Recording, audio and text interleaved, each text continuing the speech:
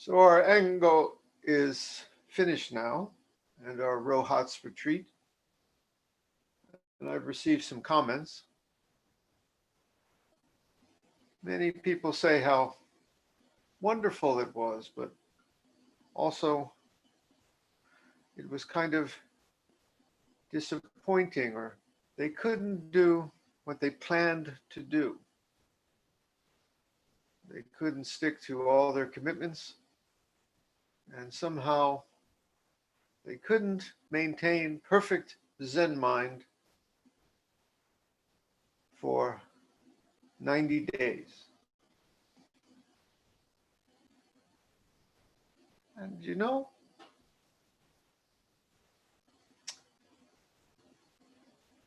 I think unless you're a perfect Buddha, maybe in some life to come, it's hard to keep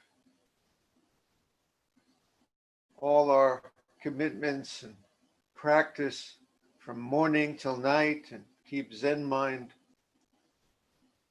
all the time. In fact, I don't even think it's very realistic or even good. Let me explain what I mean.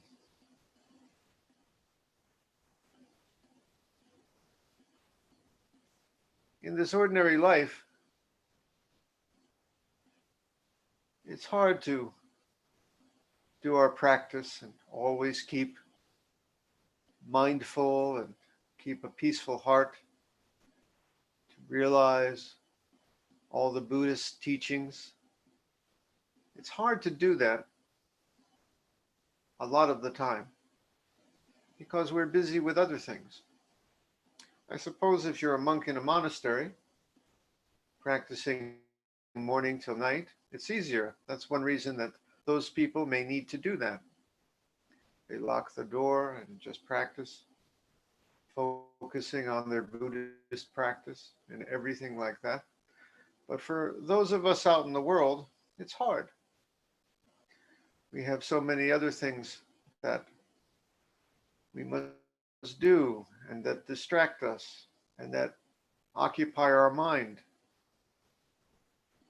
But that's okay. Let me explain why.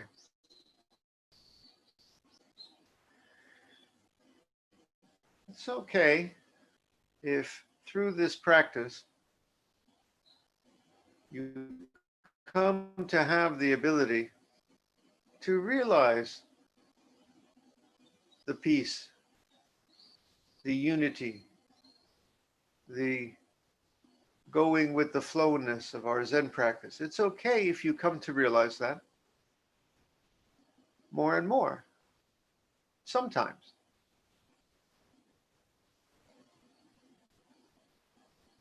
It's hard to do it all the time, but I think through this practice, we come to do it so much more. Let me give you a couple examples. So, this week I have to change the oil on the car. That doesn't sound like Zen practice. And during Zazen today, in the middle of sitting, I had to jump up because I got a leg cramp. And I had to walk in for a few minutes. It's cold in here on this tatami and these old muscles. And that leg cramp took my mind for a couple of minutes because it really hurt. And I'm also busy this week trying to help my son get into college. And if anybody has ever done that, boy, there's a lot to do in filling out paperwork and picking the right school. Oh boy, what a mess. I can't say that every second of that I feel like I'm practicing Buddhism or doing my Zen practice, but I am. You see, this is going to sound strange, but as I was getting the oil changed on the car, for a few minutes, I truly, truly felt, I know this is going to sound weird, but I truly, truly felt that it was not me changing the oil on the car, but somehow it was the whole universe changing the whole universe of the whole universe. The whole universe changing the oil of the whole universe.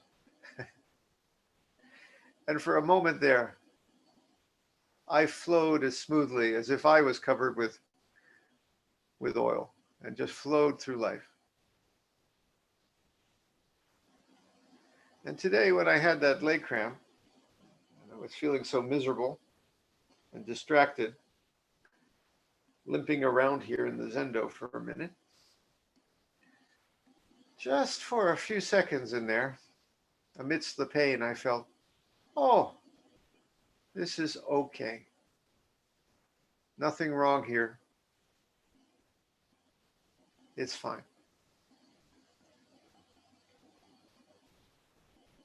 It really hurt. I didn't like it at all, but it was fine. We've had some people this week who have been sick with various things, COVID and other things. And it's not fun to be sick. But every once in a while when you're sick, if you can sense somewhere in there, somewhere amidst the I don't want to be sick and I feel lousy and oh, woe is me and I hope this doesn't get worse and all that, every once in a while, as if the clouds will open, as if the heart will settle, you'll feel, no, this is fine. This is fine too.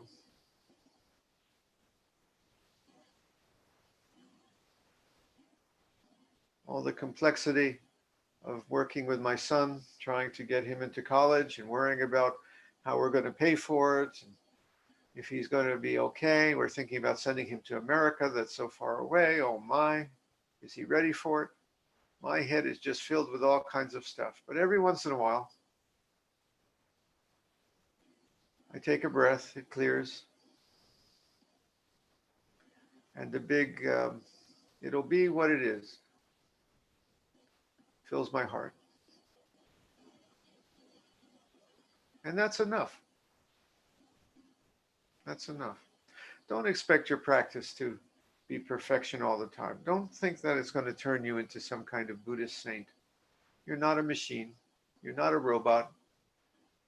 You're not a saint.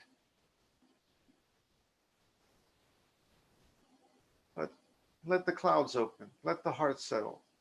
Let a little okayness fill you in the most ordinary things during the day. And then you will see the value, the treasure that is this practice.